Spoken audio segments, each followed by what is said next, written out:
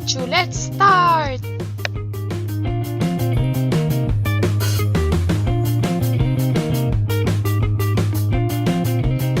Step number 1. Baliktarin mo yung pants. Kapag nabaliktad mo na, ituklop mo siya sa gitna. Step number 2. Kapag nabaliktad mo na siya, pwede mo na siyang sukatin kung hanggang saan ang gusto mong sukat.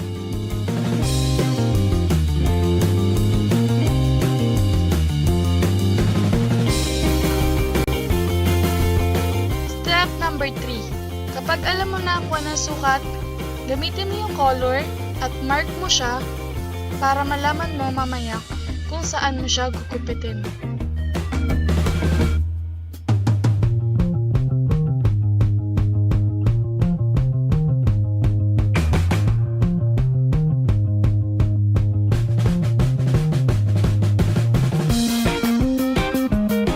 Step number 4. Kapag naguwitan mo na siya, pwede mo nang gupitin yung pants.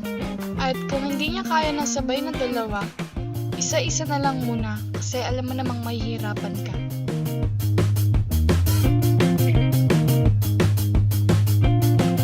Siguraduhin mo lang na magiging pantay yung gupit mo sa dalawa.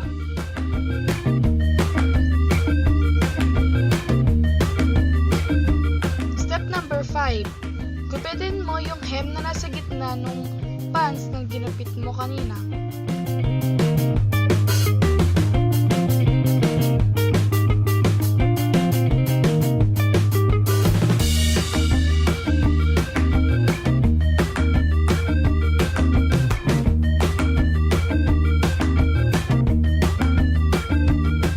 Pag nagupit mo na yung nasa gitna, gupitin mo na din pati yung nasa likod na hem.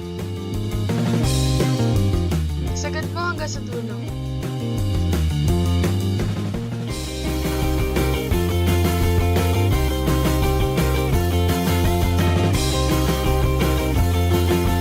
Step number 6. Baliktarin mo lang yung pants kagaya ng napapanood mo ngayon sa video.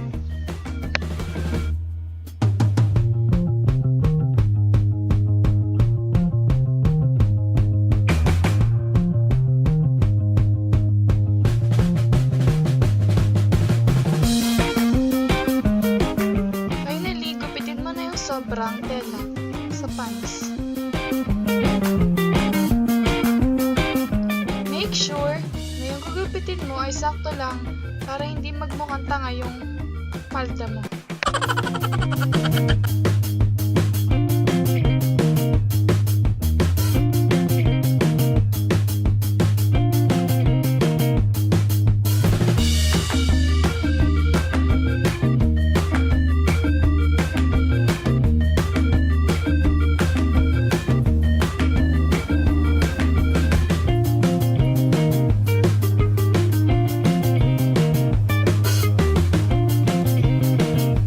Step number 7, pakiramdaman mo kung nasan yung zipper nagtatapos at dun mo simulang markahan para mamaya is magupit mo na siya.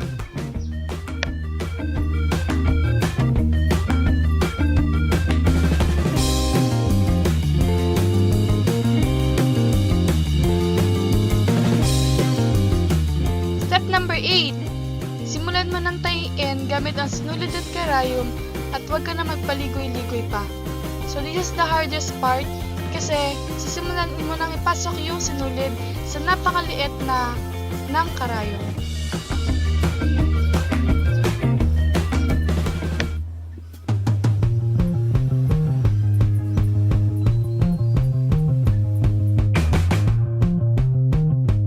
Reminder lang guys, kaya sinulid at karayom lang ang ginamit ko kasi hindi ako marunong gumamit ng makina.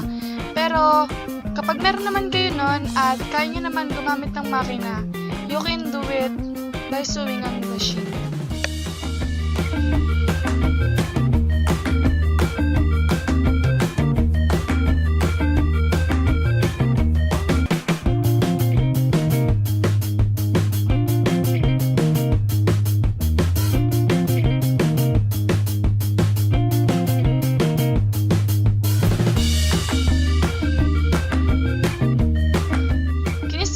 scissors dun sa tela ng palda para lumabas yung mga, hindi ko alam kung ano yung tawag doon, basta ganyan yung ginawa ko. Kung meron pa naman kayo ibang idea, pwede nyo siyang lagyan ng design, kahit anong design na gusto nyo.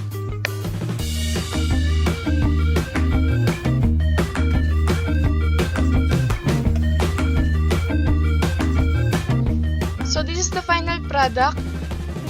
It is simple as you see, but niniwala ko na simplicity is beauty. So guys, I hope that's it. If you like this video, give it a thumbs up and don't forget to subscribe on my channel. See you on my next video. Bye!